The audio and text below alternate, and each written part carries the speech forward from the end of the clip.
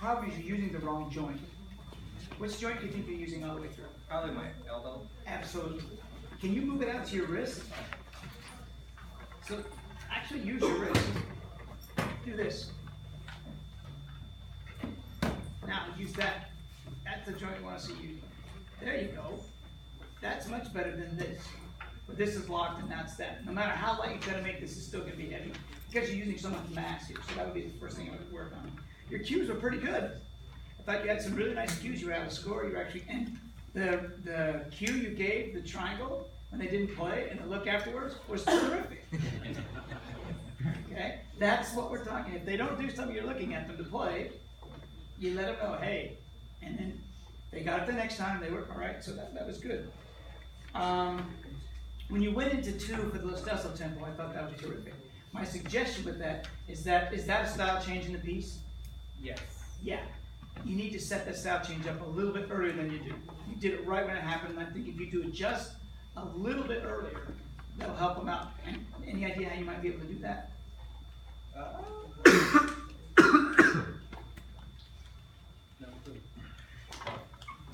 Anybody have an idea how we could set up the style change going into the Stesso tempo? Any ideas? Be going one. That'll be something that's a good idea. That'd be something I'm looking for see how you do, see if you can come up with ways to set up that, the style change in the stencil tempo, see if you come up with something to have that. The only thing is after you stayed in it for a while, you're conducting became, is this, would you say the beginning is more horizontal or vertical music? Horizontal, The beginning. vertical. I want to make sure we're talking about the same thing. Horizontal or vertical? The beginning. You said both, and I'm going to now choose one. And be able to back it up. Well, I don't understand. Is it more music that's up and down, or is it more music that's this way? The beginning. Horizontal. So you think it flows this way? Oh, no, vertical. Now I got it, I understand now. Okay? Yeah, it's definitely more because this is what you're doing here, right? What about the stencil tempo? Horizontal.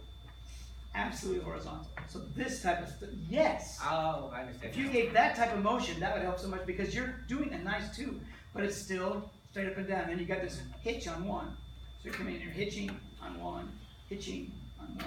So if you could just make it more like this, you're on the right track with a lot of things you did. Now we're just going to tweak a little bit so we can make them better. Anybody else? Any The comments? setup back into the two was really good. Yes, You it kind of, was. you paused and bing, Yeah, that right was to it. nice. It was quite Yeah. good. Terrific. The one thing that just, I would like for you to look at your video and just watch how your left hand just kind of hangs out up here, a little bit above your right hand and just keeps time up there. I just feel like your left hand probably needs to be out of the picture more often if that's all it's gonna do. And then use your left hand to do more of the nuanced things that you obviously know and feel in the piece, because I mean, we know the beat.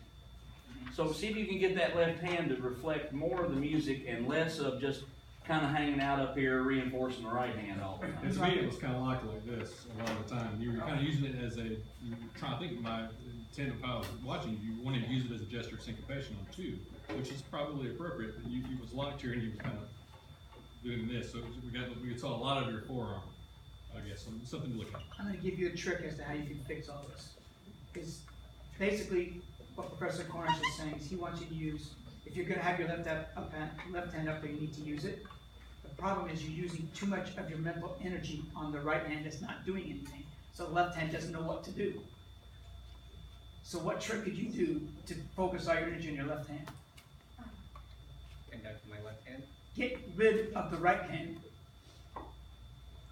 No, you keep the baton in your right hand, but get rid of all of this motion that is not necessary. That's what I'm saying. If you can get rid of the noise, ladies and gentlemen, there's only so much information that can come through the hourglass. There's only so much. If a vast majority of is the right hand going up and down, there's no room for what the left hand to do. So get rid of the right hand. That's the noise. Get rid of the right hand in two. Then that allows you to say, oh, I could do this with my left hand because I'm not doing anything. Here comes a cue, boom. You are so much more in communication if you can do that. So much more. That would be my suggestion for you is get rid of the right hand in two. That will allow that left hand stuff to do the things I can tell, we can all tell that you want to use the left hand for something. It's very obvious you want to make it happen. The problem is it's not happening because there's too much. You don't have time to make a decision because there's so much going in here. You're not consciously thinking about up, down, up, down, up, down. But the information is still being processed. Does that make sense? Yes. Okay, thank you very much. Who's next?